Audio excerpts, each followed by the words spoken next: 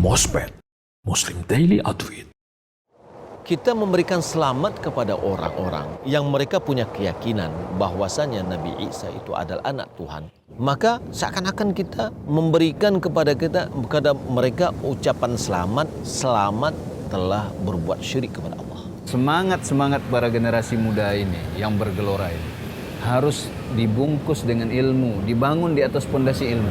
Jadi dia inginkan perbaikan, justru dengan cara yang salah, akhirnya memunculkan kerusakan yang lebih besar dari itu. Ya benar, Allah Ta'ala Maha Pengampun. Namun jangan ini dijadikan argumentasi untuk kita berbuat kesalahan. Mereka menjaga Allah Ta'ala ketika mereka di masa muda, Allah jaga mereka ketika mereka sudah tua. Innahum fityatun amanu bi rabbihim wa zidnahum huda. Assalamualaikum warahmatullahi wabarakatuh. Innal hamdalillah nahmaduhu wa nasta'inuhu wa nastaghfiruh wa na'udzu billahi min syururi anfusina wa min sayyiati a'malina may yahdihillahu fala mudilla lahu wa may yudlil fala hadiyalah. Asyhadu an la ilaha illallah wahdahu la syarikalah wa asyhadu anna Muhammadan abduhu wa rasuluh sallallahu alaihi wasallam la nabiyya ba'da amma ba'du. Pemirsa Surau TV rahmati Allah Subhanahu wa taala yang menyaksikan ngobrol santai bareng Ustaz pada kali ini, alhamdulillah kembali kita dalam program Ngobrol Santai bareng Ustadz. Sahabat muda dimanapun berada, alhamdulillah sebagaimana yang kita saksikan pada hari ini kita berada di Pulau Pigago, yakni pulau yang berada di Pasaman Barat, sekitar 40 menit dari bibir pantai di Air Bangis. Dan tentunya pada kesempatan kali ini kita akan membahas suatu tema yang mungkin akhir-akhir ini viral, yakni terkait dengan boneka arwah atau spirit doll. Nah, sahabat muda rahmati Allah Subhanahu wa taala, sebagaimana sahabat muda ketahui, jika kita melihat di media sosial, sekarang ini banyak orang yang mungkin sebagian ya, ada yang memelihara yang namanya spirit doll, yang diyakini bahwa boneka tersebut diisi oleh arwah anak-anak kecil yang telah meninggal. Dan juga lebih parah lagi, boneka itu diyakini bisa membawa berkah, bisa membawa mudarat juga. Nah, bagaimana sih tinjauan syariat terhadap hal ini? Tentunya pada hari ini kita akan menanyakan langsung kepada guru kita, yakni Al-Ustaz Dr. MH Hasan Ayatullah LCMA Hafizullah Ta'ala. Alhamdulillah sudah bersama kita pada hari ini. Assalamualaikum Ustaz. Assalamualaikum warahmatullahi wabarakatuh. Bagaimana kabarnya Ustaz? Alhamdulillah, baik sekali. Masya Allah, alhamdulillah Ustaz. Suasana pasir putihnya luar biasa ya Ustaz? Iya, Masya Angin Allah, sepoi-sepoi. luar biasa. Tanah Sumatera. Tanah Sumatera. Insya Allah Ustaz, ngomong-ngomong Ustaz, udah berapa kali nih ke Sumbar Ustaz? Kalau Sumbar baru pertama kali. Baru pertama kali ya Ustaz? Ya. Tapi kalau Sumatera secara umum, ini kedua kali. Masya Allah. Ya, sebelumnya saya pernah main ke Bengkulu tahun 2004. Masya Allah. Ya. Kan kali ini di Pasaman Barat ya Ustaz? Iya, Masya Allah, di tempat antum. Masya Allah. Tapi Ustaz, sebenarnya sudah Hana sampaikan tadi Ustaz, bahwasanya akhir-akhir ini viral Ustaz. Ada kalangan orang-orang yang terkenal mungkin Ustaz ya, banyak yang memelihara yang namanya spirit doll Ustaz. Spirit doll ini diyakini bahwa boneka itu dirasuki oleh atau dimasukkan arwah dari anak-anak kecil yang sudah meninggal, dan mereka memelihara boneka itu seperti anaknya sendiri nih Ustaz. Bahkan ada babysitter juga nih Ustaz. Dan juga diyakini bahwa boneka itu memiliki bisa memberikan manfaat dan juga mudarat Ustaz. Nah, mungkin kita bahas terkait hal ini Ustaz. Sebenarnya pertanyaan pertamanya terkait bagaimana Ustaz hukum dari maksudnya bermain boneka Ustaz. Bermain boneka itu secara umum gimana hukumnya Ustaz? Iya. Sebenarnya alhamdulillah wassalatu wassalamu ala Rasulillah wa ba'd. Bermain boneka ini mungkin bisa dirinci kalau seandainya boneka itu berbentuk makhluk bernyawa seperti hewan atau manusia, maka beberapa ulama beda pendapat. Ada yang mengatakan bahwa selama bentuk itu seperti makhluk hidup maka tidak boleh. Ada yang mengatakan boleh karena itu hanya mainan. Dan tentu saja seandainya kita berhati-hati dengan keumuman larangan orang-orang yang membuat gambar, apalagi sampai berupa tamathil atau patung ya. Dan gambaran yang diwujudkan dengan boneka permainan anak kecil yang sampai menyerupai hewan bahkan seperti nyala, sudah seperti Manusia. betul-betul nyata. Ya, ini barangkali sangat memungkinkan untuk menuju ke arah-arah yang dilarang gitu. Pada asalnya bermain boneka boleh-boleh saja seandainya memang tidak sampai kepada bentuk seperti itu. Karena Aisyah radhiyallahu anha, beliau dulu juga bermain boneka. Bahkan beliau katakan, ini anakku, seperti itu. Jadi sebenarnya anak kecil sudah menjadi fitrahnya, dia akan bermain. Sehingga tergantung bagaimana orang tua mengarahkan mereka. Kalaupun mereka tidak difasilitasi dengan permainan masa kini, mereka akan menjadikan yang ada sebagai mainan. Dan Aisyah radhiyallahu anha dalam Sahih Bukhari dan Muslim mengatakan, kuntu al'abu bil banat inda Nabi sallallahu alaihi wasallam. Dulu aku main anak-anakan. Main anak-anakan Rasulullah SAW ada. Bahkan beliau cerita tidak main sendiri. Wa kana li suhaibatun yal'abna ma'i. Aku punya teman-teman perempuan masih anak kecil. Aisyah radhiyallahu anha masih kecil. Sehingga beliau main boneka anak-anakan sama kawan-kawannya. Fa kana Rasulullah SAW idza dakhala yataqamma'na minhu. Ketika Rasulullah SAW datang, karena mereka anak kecil, mereka sembunyi di balik tabir. Dan karena mereka anak kecil, Rasulullah SAW sudah dewasa, maka Rasulullah SAW sampai memainkan mereka seperti anak kecil juga. Fayusarribuhunna ilayya, sampai diusir, ayo ke sana, sampai akhirnya mereka kembali ke Aisyah, fayal'abna ma'i. Akhirnya mereka main lagi pada bersama aku. Ini menunjukkan sebenarnya fitrah anak kecil bermain. Akan tetapi tugas kita sebagai orang yang sudah mengerti, yang lebih dewasa, apalagi mungkin kepala keluarga ya, bapak atau mungkin kakak yang sudah paham, kita arahkan mereka dan mereka akan bermain dengan dunia mereka. Nah, seandainya kita arahkan yang seperti ini, dipilih yang lain saja. Aisyah radhiyallahu anha sudah dijelaskan hadis ini oleh Syekh Abdul Razak. Beliau katakan boneka atau anak-anakan itu bukan bentuk boneka makhluk hidup, akan tapi hanya ibarat an ud. Ud itu kayu-kayu kemudian dilipat atau dibungkus dengan kain. Jadi bukan bayangannya seperti permainan boneka utuh hampir kayak jerapah, panda atau mungkin kucing-kucingan dan segala macam, tidak seperti itu. Atau bahkan seperti anak-anakan. Nah, sekarang ini ketika orang bermain bahkan diperlakukan seperti anak beneran. Bahkan boneka itu berbentuk seperti manusia. Nah, ini ada, sebelum kita berbicara tentang arwah yang dimasukkan, maka wujud dari boneka itu sendiri sudah bermasalah. Dan ternyata memang ini hanya kelanjutan dari permainan sebelumnya, karena sudah banyak boneka-boneka yang wujudnya laki-laki atau perempuan, sehingga mereka yang na'udzubillah memiliki kelainan seksual melampiaskan dengan boneka-boneka itu. Mereka pindah dari yang halal ke yang haram. Ya, hakikatnya mereka memang barangkali kurang kerjaan lah, bahasa gampangnya seperti itu. Bahkan juga orang dewasa yang memainkan. Ya, itu dia. Baik, Ustaz. Nah, sekarang kita bergeser ke terkait dengan arwah tadi, Ustaz. Kan dikatakan bahwasanya spirit doll ini di dalamnya ada arwah manusia atau arwah anak kecil gitu, Ustaz. Sehingga diperlakukan sebagaimana manusia normalnya begitu, Ustaz. Nah, terkait dengan arwah ini, Ustaz, apakah benar arwah manusia atau manusia yang telah meninggal itu arwahnya masih, bahasa kita yang sekarang ada itu kayak gentayangan gitu, Ustaz. Nah, kemudian dimasukkan ke dalam boneka gitu. Iya. Sehingga orang yang memiliki itu pun tahu sejarah bagaimana arwah itu kehidupannya dulu gitu, Ustaz. Mungkin gimana nih, Ustaz? Iya. Kita harus memandang. Ada dua kenyataan. Kalau kita pelajari beberapa referensi maupun literatur para ulama dalam membahas pembahasan akidah. Yang pertama, di dalam hadis yang sahih dari sahabat Bara ibn Azib radhiyallahu anhuma, Rasulullah SAW mengatakan, innal mu'mina idza kana fi inqita'in minad dunya wa iqbalin minal akhirah. Dan hadis seterusnya panjang sekali tentang perpindahan manusia ketika sakaratul maut dari dunia menuju akhirat. Seorang mukmin apabila meninggal, maka dia didatangi malaikat. Malaikatnya membawa kain dari surga, wangi baunya, kemudian didatangi oleh malaikat maut yang mencabut nyawanya. Akhirnya nyawa yang ruh ini dimasukkan ke dalam kafan itu, kemudian diangkat ke langit sambil mengeluarkan bau yang wangi. Kemudian setiap dia sampai ke langit yang ada penjaganya malaikat akan dimintakan izin sampai diizinkan menghadap Allah Subhanahu wa taala. Kemudian Allah akan kembalikan ruh itu ke jasadnya di sana. Karena Allah Subhanahu wa taala mengatakan minha khalaqnakum wa fiha nu'idukum.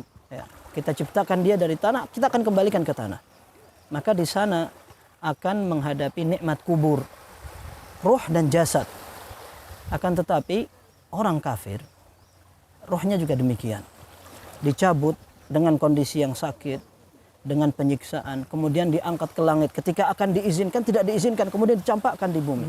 Lalu dia akan mulai menghadapi siksa kubur. Nah, sehingga kenyataan ini menunjukkan bahwa roh yang mati dicabut, dia sudah disibukkan dengan alam lain.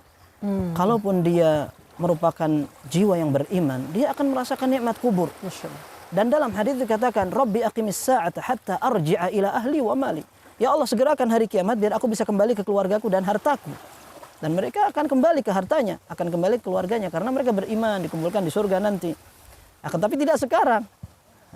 Jadi gentayangan itu dari mana begitu? Yang kedua, orang kafir. Kalau orang beriman yang merasakan nikmat kubur saja tidak mungkin dia keluar, apalagi yang sedang diadab lalu dia mau kabur begitu. Itu kan nggak mungkin. Nah, ini kenyataan pertama.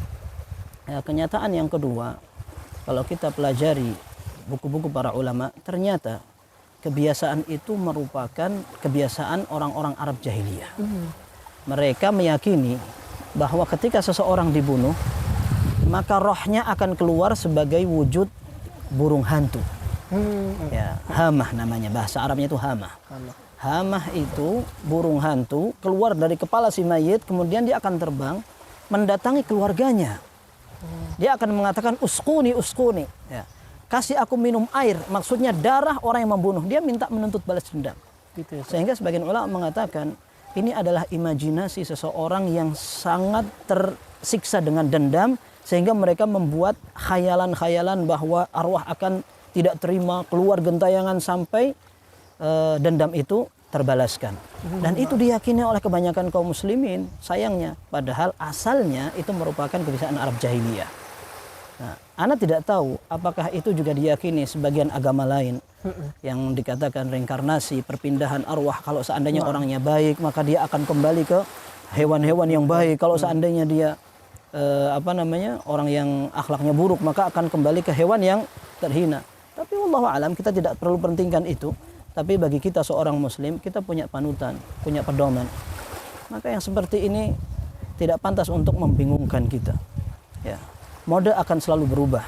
Akan tetapi orang yang memiliki prinsip mengenal agamanya, dia tidak akan terombang-ambing dengan mode ataupun berita yang baru saja menggemparkan dunia maya. Nah, Ustaz.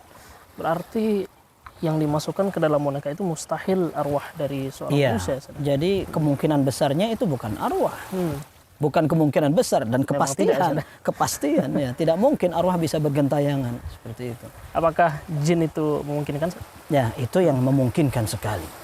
Itu yang sangat memungkinkan sekali, dan itu seperti kebiasaan di Arab jahiliyah pada saat mereka memiliki patung, lalu patungnya berbicara. Ketika mereka mendatangi pohon, lalu pohon ada suara. Nah, ini yang hakikatnya ada syaitan atau jin. Dan ini dipraktekkan juga oleh orang-orang pintar, paranormal atau dukun. Nah, seperti itu mereka beristi'anah, meminta bantuan pertolongan jin makhluk halus. Seperti itu. Masya Allah. Tentu ini sudah kita dapatkan garis merah nih, Ustaz. Ya. Ternyata bukan arwah manusia, tidak mungkin arwah manusia, Ustaz. Dan berkemungkinan itu adalah jin gitu ya, Ustaz, yang dipelihara, Ustaz. Nah, terkait dengan jin ini, Ustaz, apakah jin yang seperti dikatakan oleh pemilik dari boneka ini, Ustaz, ya? Bahwasanya itu tuh bisa mendatangkan keberkahan gitu, Ustaz. Mendatangkan keberkahan. Bahasanya cuan gitu ya, Ustaz, ya. Banyak uang gitu, Ustaz. Dan apakah jin itu bisa mendatangkan mudarat kepada kita atau manfaat kepada kita, Ustaz? Yang mendatangkan keberkahan adalah Allah Azza wa Jalla. Allah Subhanahu wa taala menentukan ada sebab-sebab keberkahan. Entah kerja yang halal, ibadah di tempat yang memang berbarokah, di waktu yang berbarokah, dengan amal yang berbarokah, itu semua yang bisa mendatangkan keberkahan. Adapun usaha-usaha yang bahkan bentuknya tidak diridhai Allah, apalagi kalau sampai menggunakan bantuan jin, maka bagaimana akan mendatangkan keberkahan? Apakah mereka bisa membahayakan? Mungkin. Mungkin. Karena buktinya sihir itu adalah sesuatu kenyataan. Sehingga para dukun mereka beristi'anah. Nah, mereka meminta pertolongan dengan jin. Sehingga bisa mencelakakan sebagian orang. Bisa memisahkan antara suami dengan istrinya. Bisa memberikan sakit bahkan mematikan. Akan tetapi semua itu dengan izin Allah. Wa ma hum bidarrina bihi min ahadin illa biiznillah. Mereka tidak mungkin bisa memberikan kerugian kecuali dengan izin Allah. Maka kita selama masih memiliki benteng kuat dengan menggunakan zikir, membaca Al-Quran, erat dengan Allah Subhanahu wa taala, insya Allah yang seperti itu tidak akan ada manfaatnya.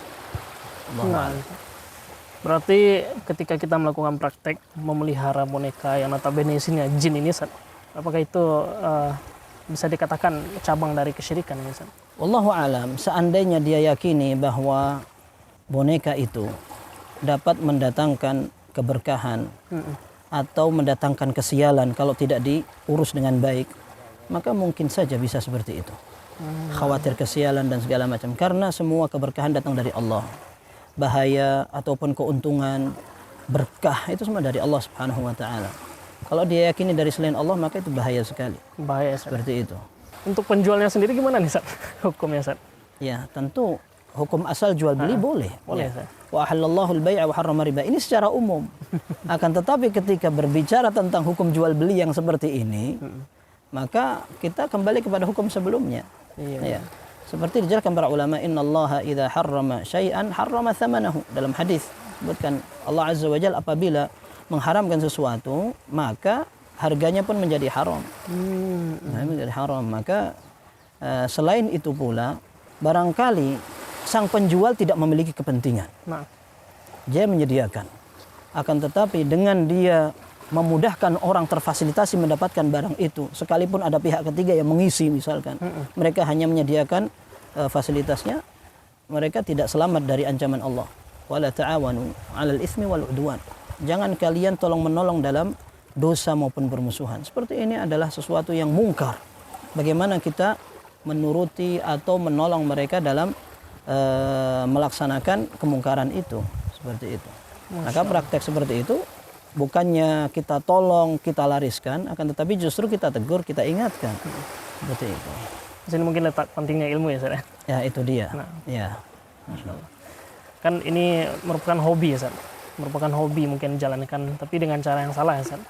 Mungkin kita minta nasihat ya, Ustaz, untuk closing statement kita nih, Ustaz, kepada untuk sahabat muda dimanapun berada yang menyaksikan Surau TV ya, Ustaz, ya. Bagaimana cara kita memanage hobi kita dengan baik gitu. Jangan sampai hobi kita ini terjerumus pada hal-hal yang dilarang Allah nih, Ustaz. Iya. Jadi baik yang muda maupun yang sudah tua tapi jiwa muda atau semuanya. Ya. Hobi itu tidak hanya khusus untuk anak muda. Akan tetapi semua secara umum selama masih berkaitan dengan hal yang mubah boleh-boleh saja. Boleh saja. Akan tetapi apabila ternyata melanggar syariat, maka kita harus memiliki prinsip. Jadi pesan ana kepada kaum muslimin secara umum, hendaklah kita mengenali agama, mengenali rukun iman kita, kemudian mengenali pantangan-pantangannya. Orang-orang yang punya keyakinan itu, boneka atau jimat secara umum, mereka biasanya diberikan peringatan, jangan sampai seperti ini, itu dikatakan pantangan. Nah, kita juga sebenarnya sama. Dalam Islam ada pantangan. Jika kita terjang itu, maka agama kita tidak terrealisasi dengan baik. Maka kesyirikan yang merupakan pantangan tauhid, pantangan keimanan, harus juga dipelajari untuk dihindari. Ya. Seorang Arab mengatakan, "Araftu syarra la lisyarri, walakin litawaqqihi, wa man lam ya'rif syarra yaqa' fihi." Kita mempelajari sebuah keburukan bukan untuk dikerjakan, akan tapi untuk dihindari. Karena banyak orang yang tidak tahu keburukan, akhirnya dia melakukan tanpa dia sadari. Maka pelajaran syirik yang betul-betul barangkali detail, ini perlu dipelajari dan disosialiskan kepada kaum muslimin agar mereka bisa menghindari. Bisa jadi orang yang melakukan itu berangkat dari ketidaktahuan. Dan ini juga penting untuk kaum muslimin agar jangan mudah membeo. Terlalu tertarik dan latah untuk mengikuti gaya dan mode. Ada seperti ini ikut, ada seperti ini ikut. Ini tidak pantas dimiliki oleh seorang mukmin. Seorang mukmin memiliki pribadi yang lebih mulia. Kenapa dia harus mengekor kepada kebiasaan yang tidak lebih tinggi dari kebiasaan dia? Maka kita diharapkan bisa lebih mengenal dekat agama kita, dan insya Allah Allah akan menjaga kita dari hal-hal yang aneh-aneh, terutama fitnah akhir zaman. Allah Ta'ala a'lam bis-shawab. Masya Allah. Warakallahu fiik. Jazakumullah khairan. Jazakumullah khairan. Nasihat pada kesempatan kali ini. Salam muda dimanapun berada, sudah saya menyaksikan Ngobrol Santai bareng Ustadz. Episode kali ini mudah-mudahan bisa menjadi nasihat bagi kita semua. Tentu tidak semua hobi pantas untuk kita lakukan, apalagi yang menyinggung permasalahan agama kita ya Ustadz ya. Terkait dengan spirit doll tadi ya, menyinggung masalah akidah kita. Dan mudah-mudahan Allah SWT jauhkan kita dari perbuatan seperti ini. Allah ganti dengan hobi-hobi yang lebih baik lagi ya Ustadz. Amin. Masya Allah.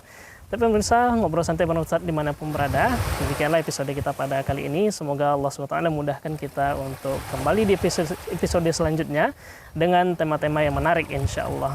Dan pada akhir sesi kali ini, marilah kita akhiri pertemuan kita dengan mengucapkan doa kafaratul majelis.